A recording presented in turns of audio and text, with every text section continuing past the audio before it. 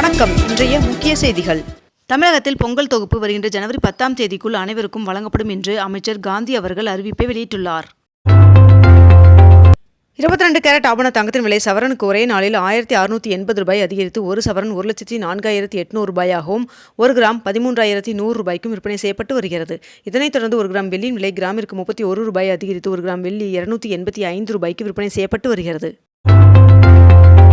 தருமபுரி மாவட்ட மத்திய கூட்டுறவு வங்கியின் புதிய கிளை இண்டூரில் வருகின்ற 29ஆம் தேதி தொடங்கப்பட உள்ளதாக தெரிவிக்கப்பட்டுள்ளது. வருகின்ற டிசம்பர் 30, 31 மற்றும் ஜனவரி 1 ஆகிய தேதிகளில் டிக்கெட்கள் இருந்தால் மட்டுமே திருப்பதியில் தரிசனம் செய்யலாம் என்று தெரிவிக்கப்பட்டுள்ளது.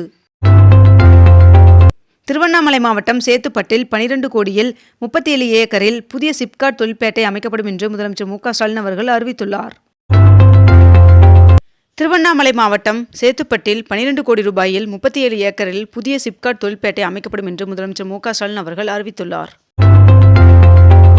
பான் கார்டை ஆதார் கார்டுடன் இணைப்பதற்கான காலக்கெடு வருகின்ற டிசம்பர் 31ஆம் தேதியுடன் முடிவடைகிறது என்று தெரிவிக்கப்பட்டுள்ளது. 5 மாநிலத்தின் தேர்தல் குறித்து விவாதிக்க டெல்லியில் காங்கிரஸ் செயற்குழு கூட்டம் தொடங்கியது. வாக்காளர் பட்டியலில் பெயர் சேர்க்க மற்றும் திருத்தம் செய்ய தமிழகத்தில் 75,000 வாக்குச்சாவடிகளில் இன்றும் நாளையும் சிறப்பு முகாம் நடைபெற உள்ளது. திருவண்ணாமலையில் வேளாண் கண்காட்சி மற்றும் உழவர் நல சேவை மையங்களை முதலமைச்சர் மு.க.ஸ்டாலின் அவர்கள் தொடங்கி வைத்தார். ஆன்லைன் மூலம் ரயில் டிக்கெட் முன்பதிவு செய்வதற்கு ஜனவரி 12ஆம் தேதி முதல் புதிய நடைமுறை அமலுக்கு வருவதாக தகவல் வெளியாகியுள்ளது. சம ஊதியம் கோரி போராட்டத்தில் ஈடுபட்ட இடைநிலை ஆசிரியர்களுடன் சென்னை தலைமை செயலகத்தில் பள்ளிக்கல்வித்துறை செயலாளர் நடத்திய பேச்சுவார்த்தை தோல்வியடைந்தது. தமிழகத்தில் இன்று முதல் ஜனவரி 25ஆம் தேதி வரை இருப்பிட சான்றிதழை கட்டணமில்லாமல் பெறலாம் என்று தமிழக அரசு தெரிவித்துள்ளது.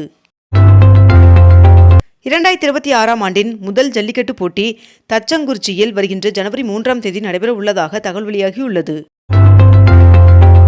தொடர் விடுமுறையின் காரணமாக நீலகிரி மாவட்டத்திற்கு சுற்றுலா பயணிகளின் வருகை அதிகரித்துள்ளது. 5 கோடி யூனிட் மின் உற்பத்தி செய்து சூரிய சக்தியில் தமிழ்நாடு புதிய உச்சத்தை எட்டி இருப்பதாக மின்வாரிய அதிகாரிகள் தெரிவித்துள்ளனர். வேலூர், திருவண்ணாமலை உட்பட 5 மாவட்டங்களுக்கு 1338 டன் உரங்கள் ரயில் மூலம் காட்பாடிக்கு வந்தது. தமிழக வெற்றிக்கழக தலைவர் நடிகர் விஜய் அவர்கள் தனது கடைசி திரைப்படமான ஜனநாயகன் படத்தின் இசை வெளியீட்டு விழாவிற்காக மலேசியா சென்றுள்ளார். புதுச்சேரியில் ரேஷன் கடைகளில் இலவசமாக 1 கிலோ கேழ்வரகு மாவு வழங்கப்படும் என்று புதுச்சேரி முதலமைச்சர் ரங்கசாமி அவர்கள் தெரிவித்துள்ளார்.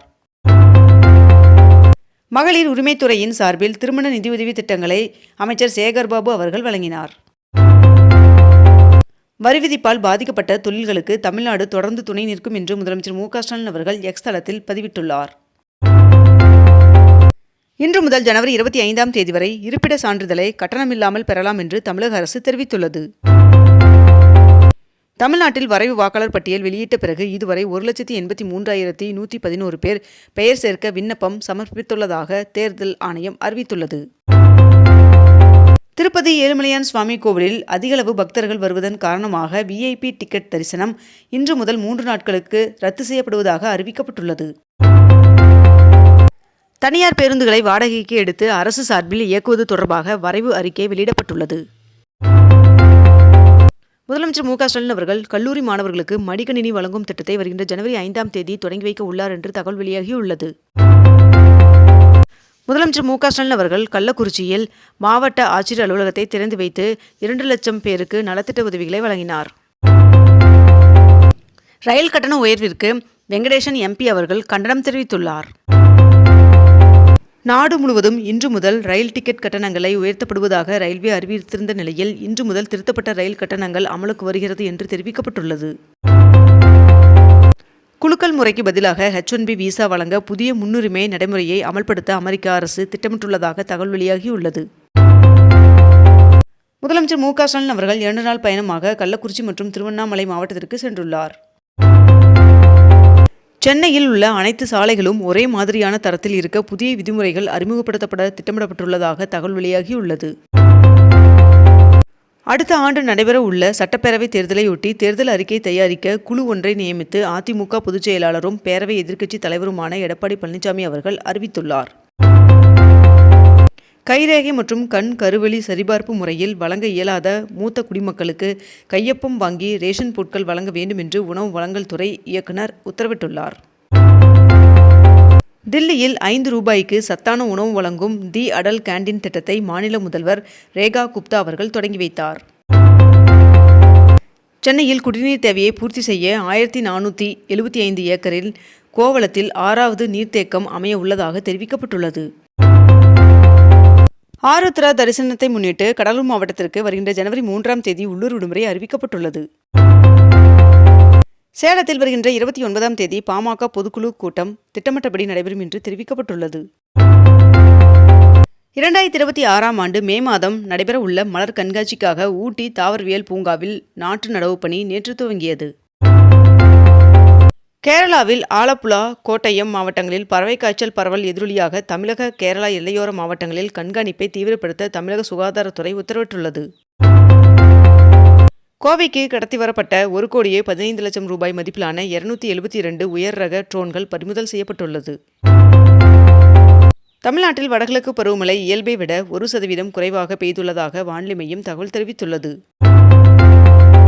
பெரியார் அவர்களின் 52வது நினைவு நாளையொட்டி முதலமைச்சர் மு.க. ஸ்டாலின் அவர்கள் பெரியார் படத்திற்கு மலர் தூவி மரியாதை செலுத்தினார். தமிழ்நாட்டில் ₹6 கோடியில் செயற்கை முறையில் நிலத்தடி நீர் நிரப்பும் திட்டம் மூலம் நிலத்தடி நீர்மட்டத்தை அதிகரிக்க திட்டமிடப்பட்டுள்ளதாக அதிகாரிகள் தெரிவித்துள்ளனர். இந்தியாவின் 9 முக்கிய நகரங்களில் கடந்த அக்டோபர் முதல் டிசம்பர் காலாண்டில் வீடுகளின் விற்பனை 16% குறைந்துள்ளதாக தெரிவிக்கப்பட்டுள்ளது.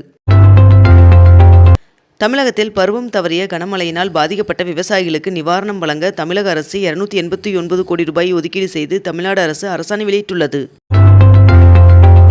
விருதுநகர் மாவட்டத்தில் டிசம்பர் 27 மற்றும் 28 ஆகிய தேதிகளில் நீர்ப்பறவைகள் கணக்கெடுக்கும் பணி 28 இடங்களில் நடைபெற உள்ளதாக தெரிவிக்கப்பட்டுள்ளது. டெல்லியில் 5ஆம் கட்ட மெட்ரோ ரயில் திட்டப் பணிகளுக்கு ஒன்றிய அமைச்சரவை கூட்டத்தில் ஒப்புதல் வழங்கப்பட்டுள்ளது. தமிழ்நாடு உட்பட 11 மாநிலங்களில் யூனியன் பிரதேசங்களிலும் 3,68,00,000 வாக்காளர்கள் நீக்கப்பட்டுள்ளதாக தகவல் வெளியாகியுள்ளது. 7 IAS அதிகாரிகளுக்கு தலைமை செயலாளர் அந்தஸ்தில் பதவி உயர்வு வழங்கி தமிழக அரசு உத்தரவிட்டுள்ளது.